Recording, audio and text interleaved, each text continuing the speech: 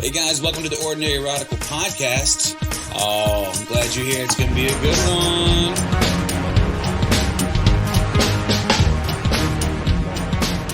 Hey guys, Ordinary Radicals is a podcast over discipleship, biblical living, and we have Q&As and conversation on church health. It's really our desire to help build up the next generation of pastors and to encourage you along the way. Yeah, man, how you doing, Mr. J? Ew, doing great. Sounds good. What about you? How's St. Louis? It is in the 60s. It's quite lovely. I like it. What's going on over at your church?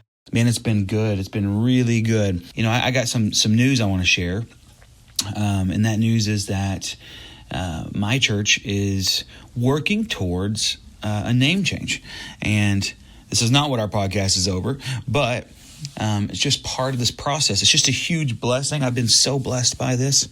I moved to St. Louis to plant a church called Remix. I love that name, Remix. So for people who are listeners who are listening in, tell us a bit about the vision. Yeah, you want to know why Remix, right? Remix comes from this idea. There's a couple of places. One is that we have a big heart for reconciliation, bringing people together because sin separated people from people and people from God. We want a church that looks like heaven, all people reconciled and remixed back together. And the second part is that the Bible talks about remix in like Psalm 40, where it talks about there's a new song in David's heart.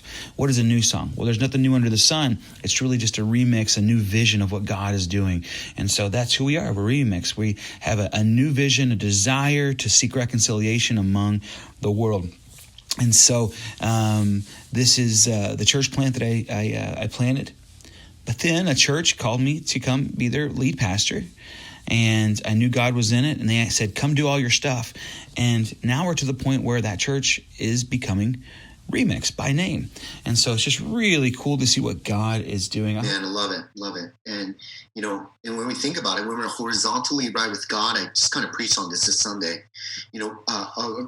vertically, then horizontally we begin to be right with others. And, myriads of dysfunction starts going away because we're pointing people to Jesus. Really the mission is to make, to know Christ and to make him known amongst the nations. And So I love that. I love that vision that the Lord has set on your heart, Brandon. This is awesome. It's beautiful.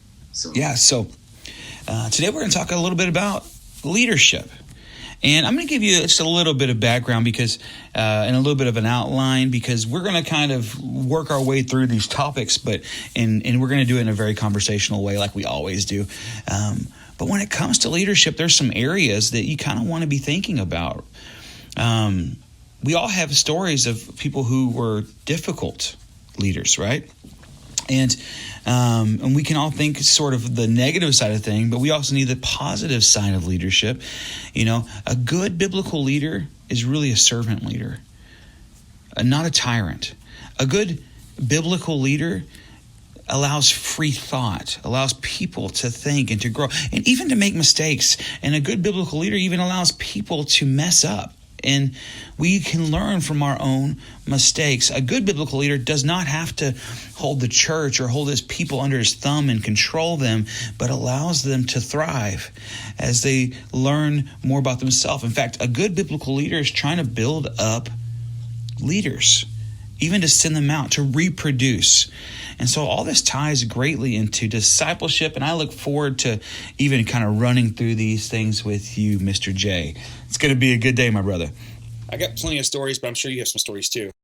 Yeah, so let me just tell you about the tales of two leaders. And two different leaders, two different churches, two different lead pastoral role, and one of them, obviously just probably one of the most powerful, dynamic, effective communicator, preacher, speaker of God's word. Just incredible. They're high IQ, just a lot of great stuff there.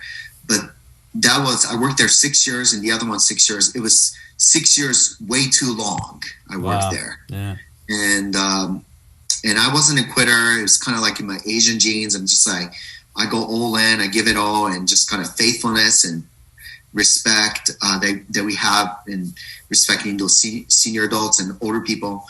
So for me, it was a miserable time of my life. It was that person was, I would say like an authoritarian tyrant, diminisher. And it was really difficult. I would never go back, and I would never do the same thing that was done there. And the other tale of the story I would say actually the pastor wasn't a very effective communicator. In fact, I think very average, very okay, not well known, going to conferences, speaking or whatever.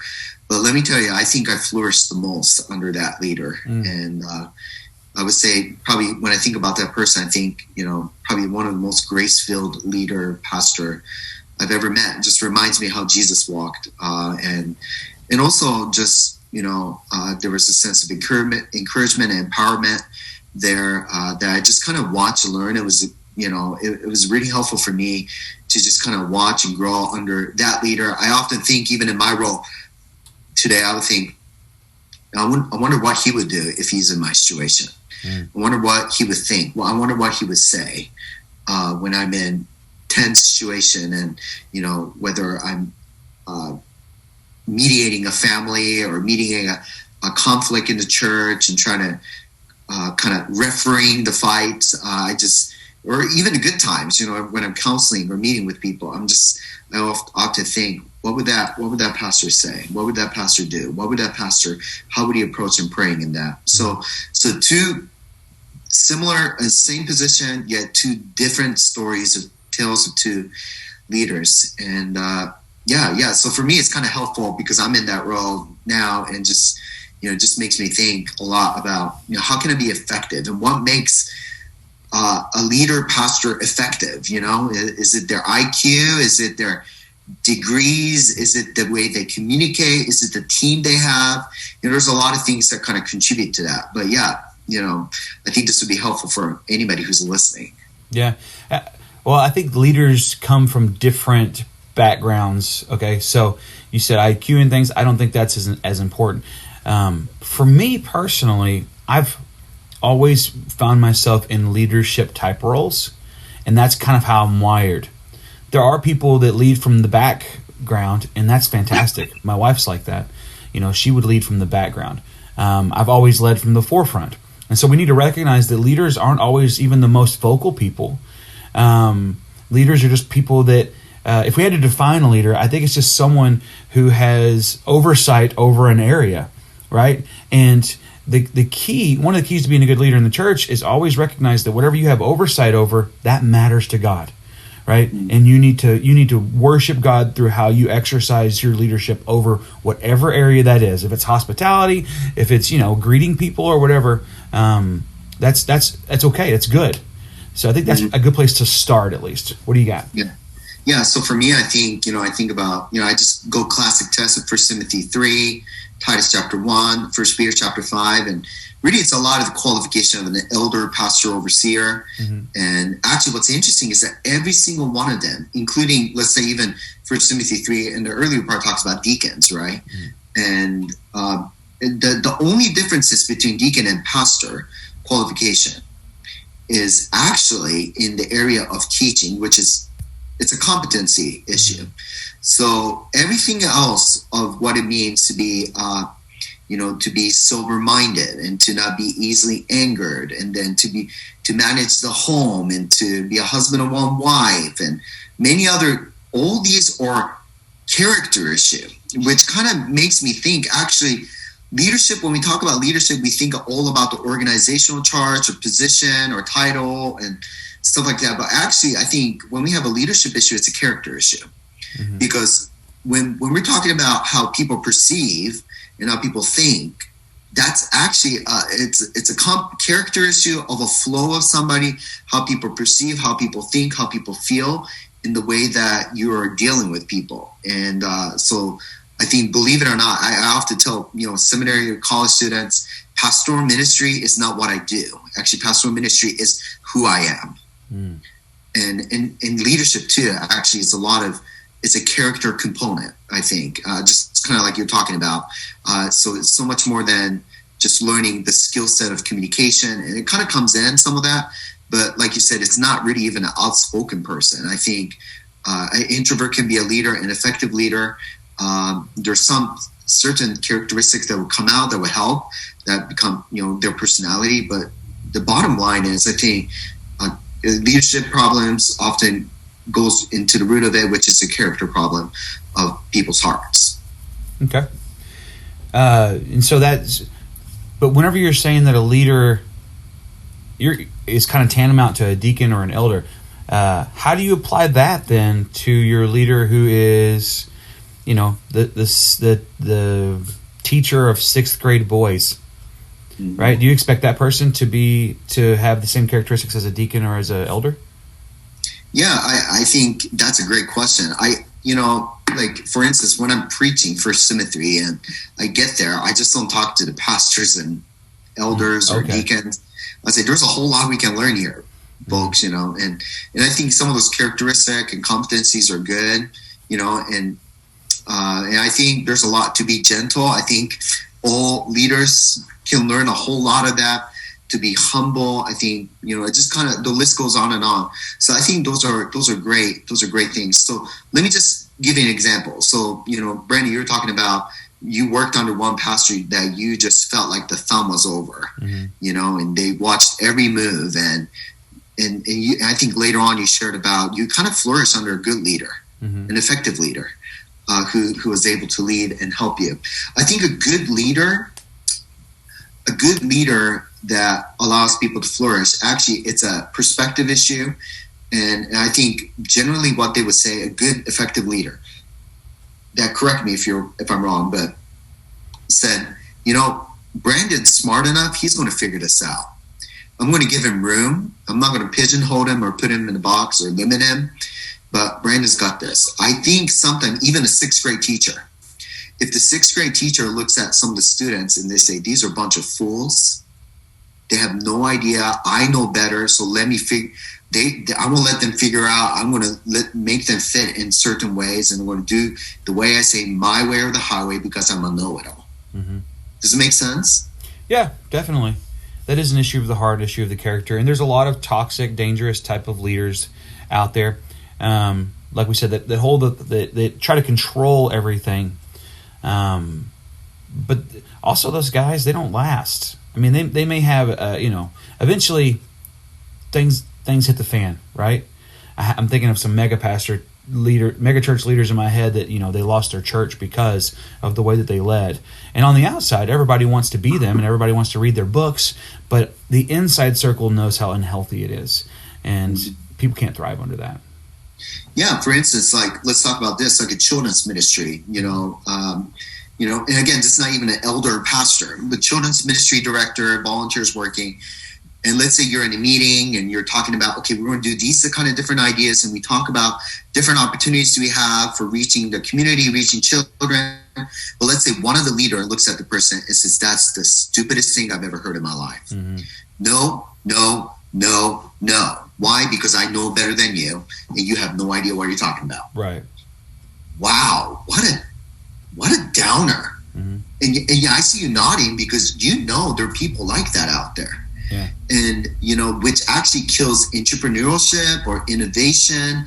And I think it happens in secular jobs as well so often, is when people give suggestions and the higher up says, nope, you have no say, you can't figure this out. So you're just going to, yes, sir, follow my way. Actually, it just kind of kills passion, charisma, enthusiasm. And actually what happens, I would say they diminish people. So, let's say you get like a really high competent, A+ kind of person, and they're filled with knowledge, wisdom, experience, skill set, but you just keep saying, nope, because you're going to just follow as I do. Actually, it diminishes the person's ability of influence to a 50% capacity.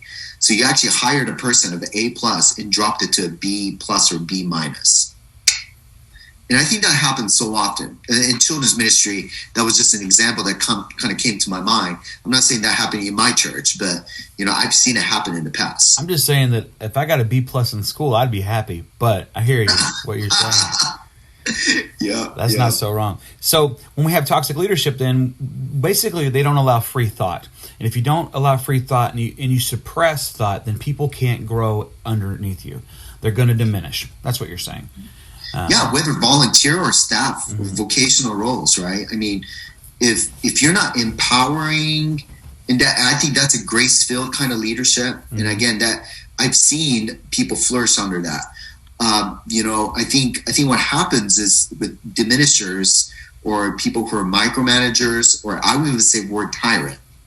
What they do, they say, okay, you fit in the box. You can't think outside of the box. You just got to stay within your lane. What happens is that people are like, well, why do I want to even try? Right. I joined this to make an impact in this organization or church or team. And if they're not going to take me serious, I'm just going to, let's say, quit and stay. Right. I'm going to quit and stay. I'm going to stay here just because I need to, but I'm not going to really try to make maximum impact because I keep getting shot down. So why would I want to even contribute and help out? Right. That's a leadership issue. Right. Yeah. And I think that's a toxic environment. And eventually like you said, not only the higher up gets fired out, but actually the people below starts leaving the organization. I was like, why would I want to give my life to that? Right. So they leave, and you find out you're actually a leader without followers, which a leader without followers is not a leader anymore. You're actually just walk in a park, right? So yeah. Yeah, you made me think. I think so. The way that I think of leadership, and everybody. So one of the nice things about churches is when they're individually governed, like ours are, we can write out leadership however we want. We can lead the way that we feel God has led us. I think about leadership as a funnel.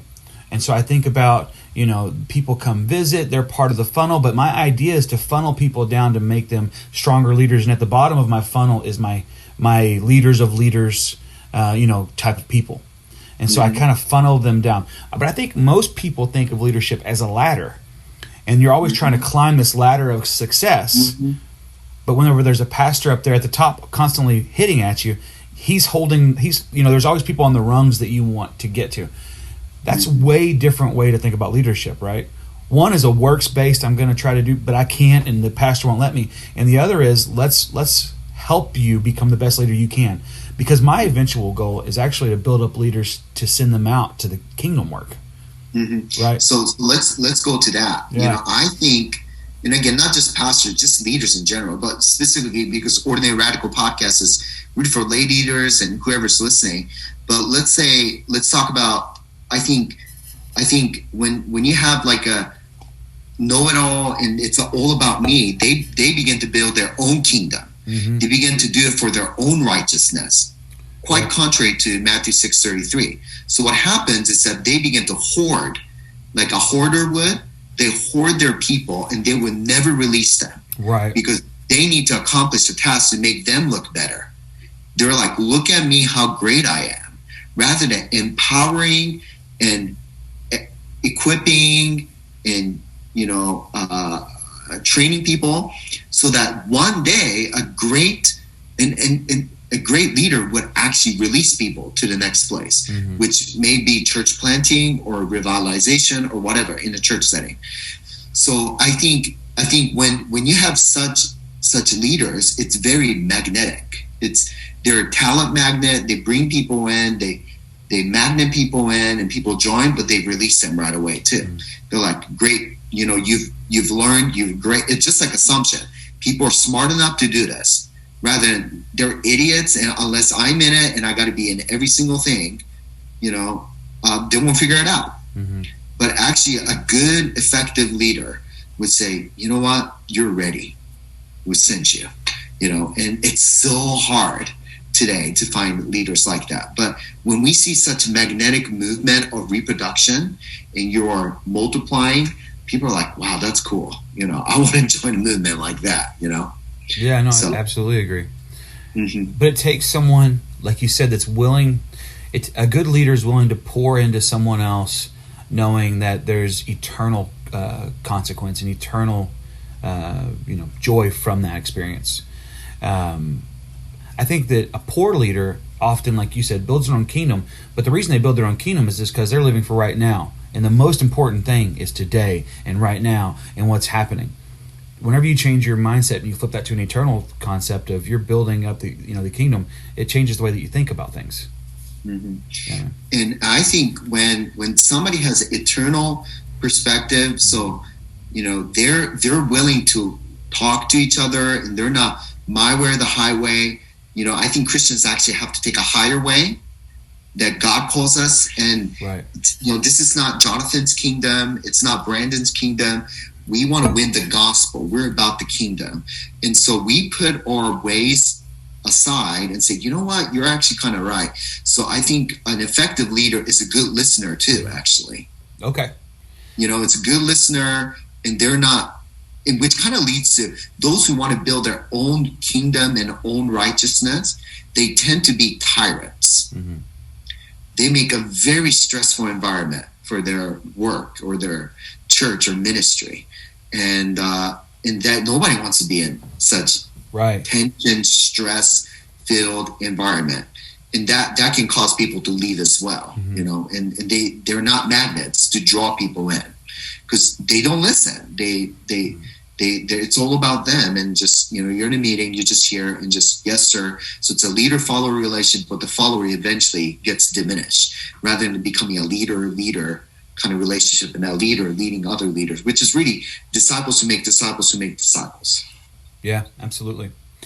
And we talked about the free thought, the free thinking, and all that stuff as well. I was in a missions meeting last night, actually, and I asked, "How does this usually go?" And they said, "Well, usually our leader comes in and tells us what we're going to do, and we do it." And we were picking some missionaries, and I said, "No, I don't work that way. Actually, I want you guys to make the decisions." And it took them a minute, because whenever you suppressed that thought, and you just control things, it takes a while for people to get into the flow of, oh, I get to be vocal, I get to speak. So so what I'm trying to say is, if you come on the heels of maybe poor leadership or something like that, you may find yourself working hard as a pastor to rebuild that health, and it takes time, and it can be very frustrating too. Yeah, and I think it's a totally different paradigm change too, right? Mm-hmm. And I think about Jesus as one of the most effective leader. He was the most effective leader, and I think what Jesus did really well is that he knew how to ask good questions. Mm-hmm. And often, people ask a question, and Jesus would prompt a question, or he would speak of a parable and teach. And I think there's a lot leaders, and I think as a pastor myself, I can learn a whole lot. Is that I think when you have tyrants and authoritarian leaders, it's easier for me to just command and tell. Mm-hmm. But I think an effective leader sees, every single brain in this room has a lot to offer here. So let's hear from one another. How to, and there's room actually. So you just don't take every thought. I was just talking with somebody, jokingly, we're having vacation Bible school, and they're talking about, we should do a prize to shave Pastor Jonathan's mustache off. And we're like, oh my goodness, that'll be crazy. But one of the guys was like, well, I think Pastor Jonathan should get a tattoo, say VBS 2021. And I was like, no. There's so many wrong levels. So there needs to be level of, be able to, talk through and as a group and discuss, but there needs to be time for that. It takes more time, but you're getting everybody's input, and then also everybody else is speaking into that. And people are smart enough, really. People are. And guess what? If you're Christians, they all have the same Holy Spirit, and you can actually figure it out. You're not the brain of the operation. So when you're doing that, it actually, it's not a stressful environment. It's intense, but it allows people to start thinking. Mm-hmm. Does it make sense? So you're putting it back to them and just saying, this is not the only thing I think about, like military. You listen to the dictator and you just follow. No, think for yourself and begin to create a culture of healthy thinking and healthy direction and leadership. And a leader is, in a sense, empowering people to do it. It's uncomfortable sometimes, like you said, like the missions meeting that you had, but it actually gets the best thinking because everybody's contributing on the table. Yeah. Yeah, I think another thing is that a leader leads by example, right? And I think of servant leadership. The tyrants that you're talking about, I can't picture them being servant leaders, right? So if I'm walking down the hall and there's a piece of trash, I bend over and I pick it up. I'm not too good. There was a Sunday morning when my kids walked out and they said, Dad, it was right after church. They said that the toilets are overflowing in the men's bathroom. Someone did that, and it wasn't my kids that did it. They just saw it happening. And I was quick to go get that cleaned up. I was after it, right?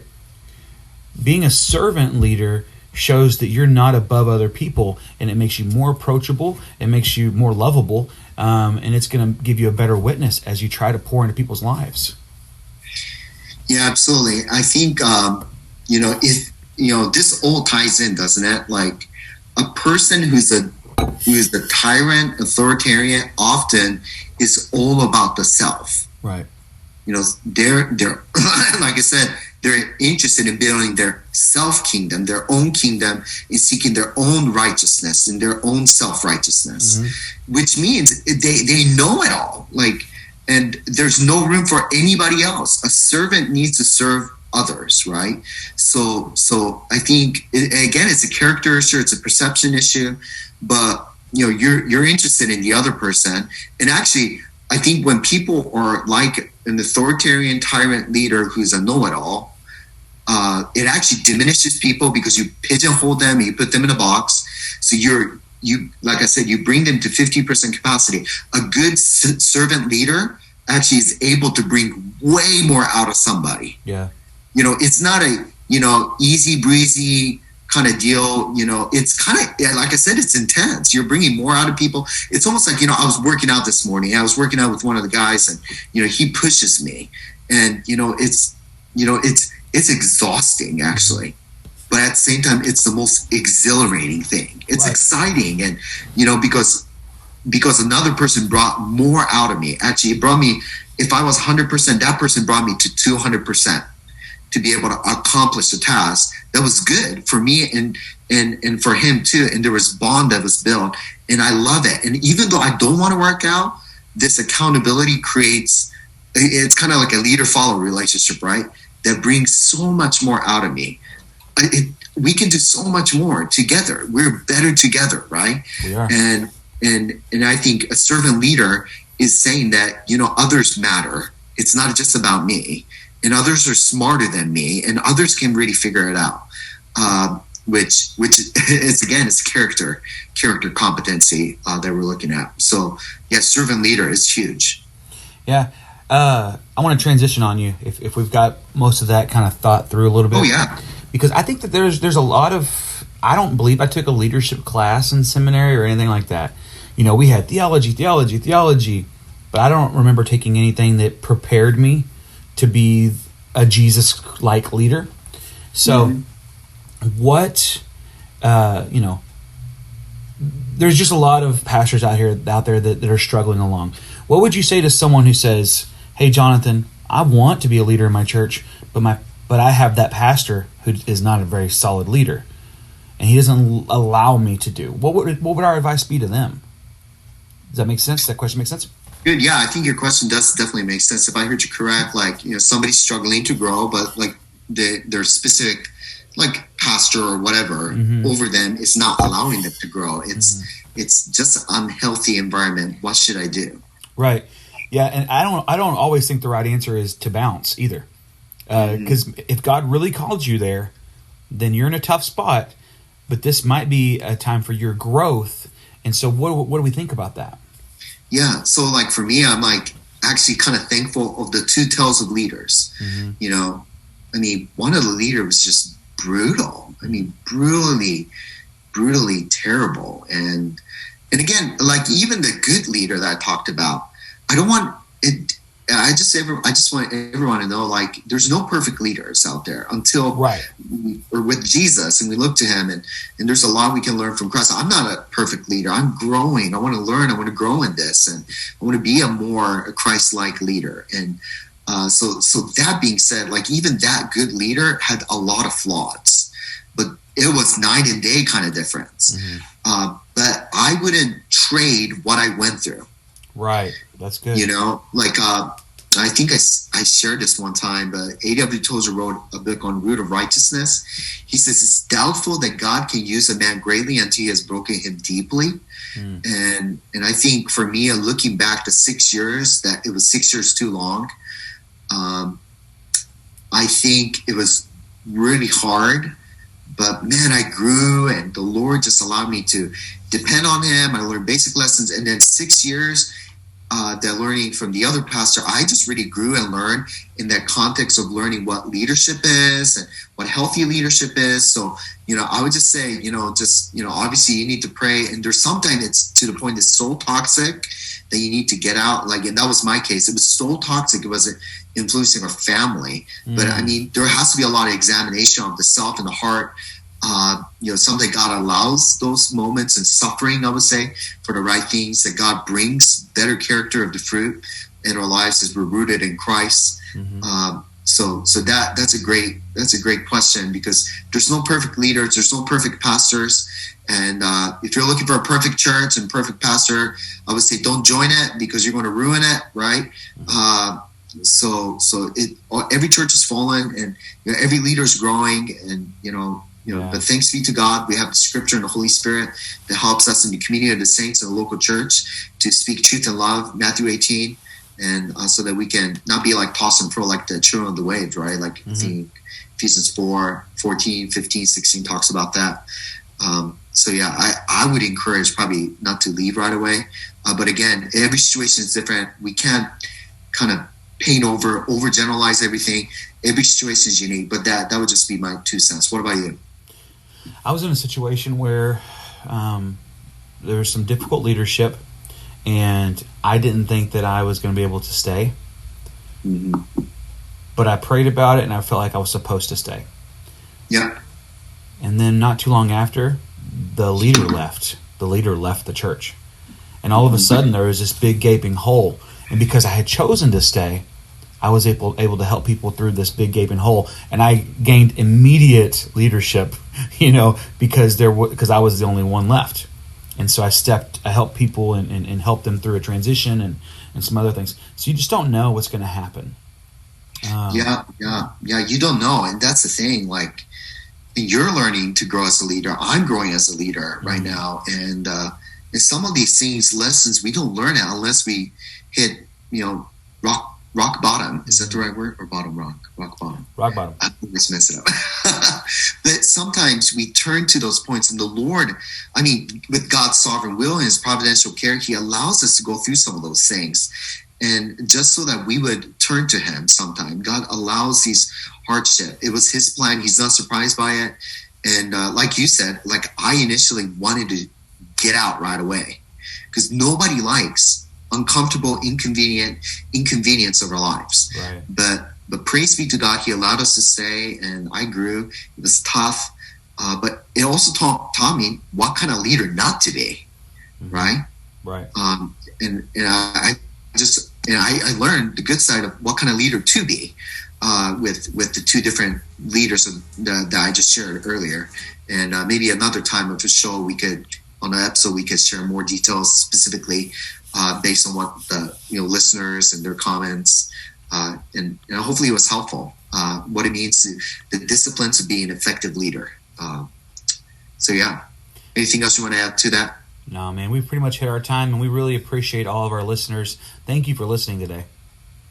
Yeah, thanks again. If you want to listen and check out the other episodes in regards to discipleship, leadership, church health, and missions, go to our page and you find all the episodes available there for you that we have recorded. And also, if you want to follow us on Twitter, go to twitter.com/Jonathan Hayashi and twitter.com/Brandon Boatner, and give us a 5-star review. We appreciate it. We'll talk to you guys next time. Ciao.